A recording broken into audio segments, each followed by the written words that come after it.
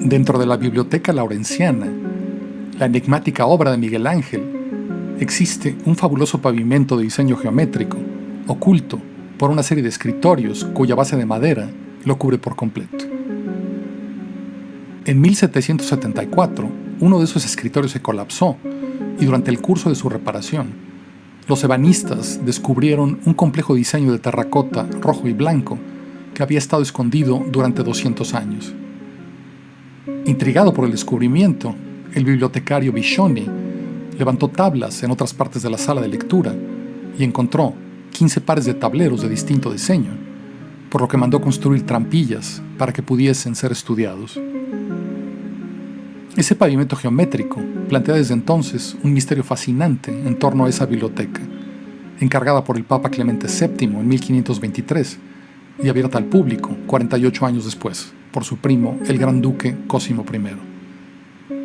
Acompáñenme para darle contexto a la Biblioteca Laurenciana, la obra maestra de Miguel Ángel en Florencia, construida a su regreso de Roma, pero terminada 3 años después de su muerte.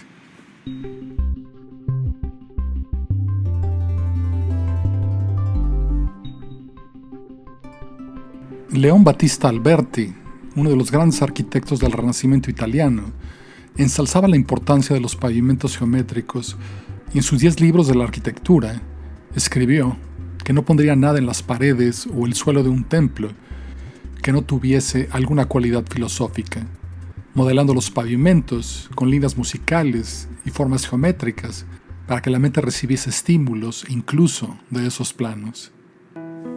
Los mosaicos geométricos abundan en la Italia meridional y los constructores romanos y toscanos los usan ampliamente.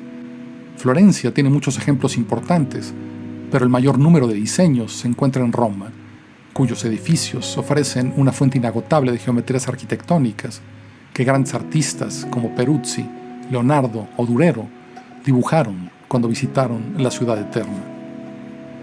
Miguel Ángel comenzó a descubrir esos pavimentos en Florencia, donde habría estudiado su famoso batisterio, repleto de fabulosas geometrías de significado cosmológico y teológico, así como el sepulcro en la capilla de San Pancracio, diseñado por Alberti, y que emplea iconos heráldicos dispuestos según complejas y oscuras proporciones.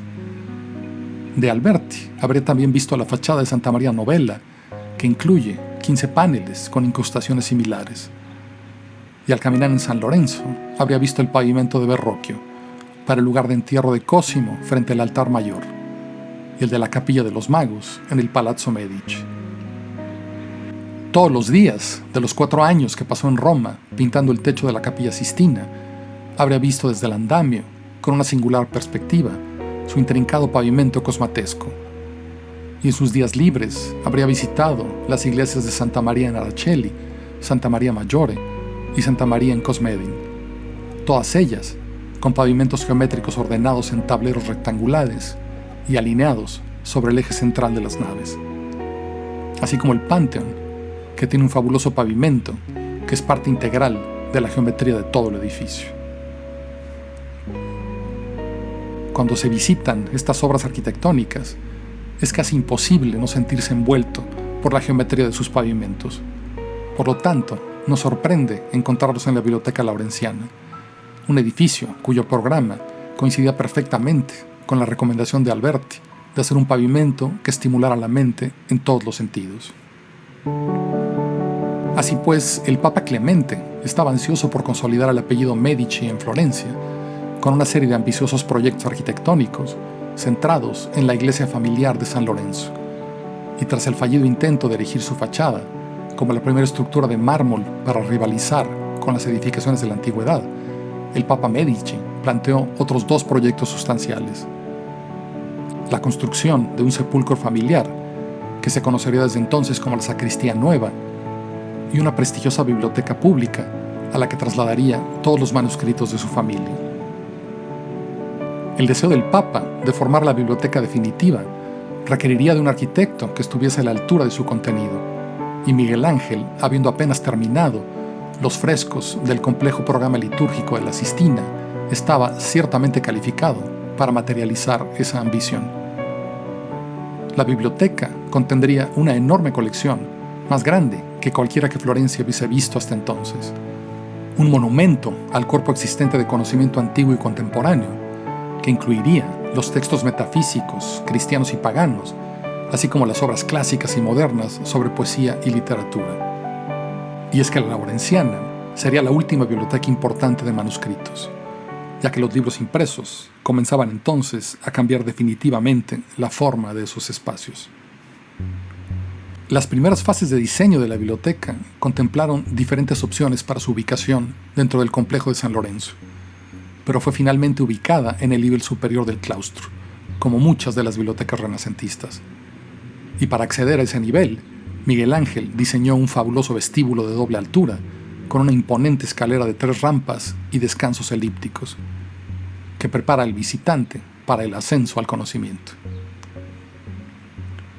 La correspondencia temprana sugiere que también hubo dificultades para decidir cuál sería su morfología.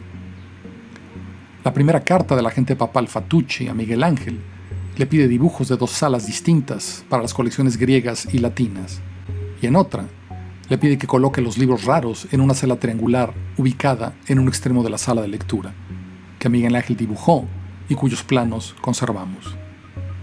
En su siguiente carta le pide que especifique la longitud de la sala y el número de pupitres, y que estos sean similares a los de la Biblioteca de San Marcos, donde los libros no se guardaban en estanterías, sino que estaban encadenados a muebles que fungían como libreros y pupitres al mismo tiempo.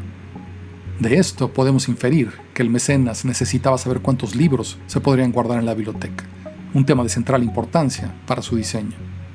Y en otra desconcertante carta de 1526, le solicita que la biblioteca tenga 3 pasillos, uno al centro y otros 2 a cada lado de la sala de lectura.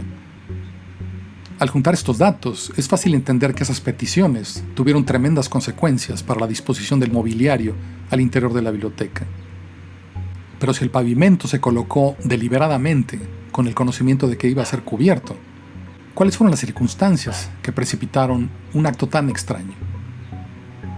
¿Estaba acaso el Papa involucrado en la emocionante perversidad de desarrollar diseños de inmensa complejidad para el pavimento de su biblioteca, que solo él y los creadores conocerían? ¿Podría el proyecto haber contemplado un pavimento secreto? Quizás la ficción del Nombre de la Rosa, de Umberto Eco, cuya trama gira en torno a un texto escondido en una laberíntica biblioteca, esté más cerca de la verdad de lo que parece. Pero hablemos del pavimento secreto. Los 15 paneles muestran una secuencia enciclopédica de geometrías que se despliegan desde el primer panel, ubicado en el extremo más alejado de la sala de lectura. La progresión inicia con el panel de la cruz, que tiene una enorme silueta cruciforme en el centro, rodeada por un laberinto ortogonal. Le sigue el panel de los Medici, un armonioso diseño de roseta lleno de círculos en espiral, con el emblema de Cosme al centro. De esta manera, la secuencia de diseños comienza emparentando un tablero cuadrado con las insignias de la iglesia y otro circular con los de la familia Medici. Le sigue el panel de Pitágoras, con una cruz construida a partir de círculos entrelazados y ordenados por la serie Fibonacci. Y continúa con un panel compuesto por octágonos introvertidos. Le sigue el panel Tectractis, cubierto por 10 hexágonos que forman 2 triángulos equiláteros y una estrella de 6 puntas. El sexto, el panel de Constantina, está conformado por octágonos y hexágonos alargados, y le sigue el panel inconmensurable, un diseño clásico de cruces y estrellas de 8 puntas. El octavo panel, llamado del corte sagrado, se encuentra al centro de la secuencia y funde elementos del círculo con el cuadrado. El panel 9, el de Cosimo, y el 10, el de Pedro, continúan con esa secuencia que funde círculos y cuadrados. El 11 recuerda el antiguo método para diseñar horóscopos, y el 12, el panel de la cúpula, tiene la dudosa distinción de que su diseño se estira internamente, provocando que su gran círculo blanco se distorsione. El panel 13, conocido como el panel de la máscara o del guasón, parece desdeñar el tipo de simetrías presente en toda la serie, devolviéndonos una sonrisa socarrona. El 14 muestra un ordenamiento que recuerda a la lambda platónica. Y el último, el de las 4 cruces, que termina la serie, nos regresa a la representación explícita de la cruz establecida al inicio de la secuencia. A primera vista, todos los paneles parecen ser cuadrados, pero son en realidad rectángulos, cuyos lados miden 12 por 13 unidades respectivamente, y su disposición es también muy curiosa. Los paneles 1, 9, 10, 11 y 15 son cuadrados bordeados con bandas cuidadosamente dimensionadas para encajar en un marco rectangular. Y el 3, 4, 7 y 8 tienen diseños que se interrumpen de forma irregular, pero que respetan el borde del panel. Por ejemplo, los círculos rojos del panel 3 se diseccionan en el eje corto, pero se dejan completos en el eje largo.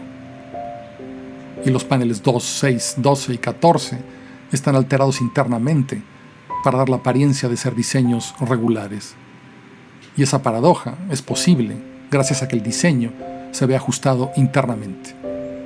Esta somera descripción revela la quijotesca geometría que reside en cada uno de esos paneles, pero sobre todo da sustento a la hipótesis de que estos complejos ejercicios geométricos de Miguel Ángel no son ociosos, sino que presentan una visión simbólica del mundo que se hace explícita a través de la disposición de líneas y de números. El pavimento geométrico de la Lawrenciana claramente pone a prueba la paciencia de cualquier espectador, porque sus geometrías provocan una miríada de asociaciones que nos obligan a reconocer su ingenio y que fue planeado como parte de un esquema iconográfico para todo el edificio. Un esquema que por el momento ningún historiador del arte ha podido descifrar.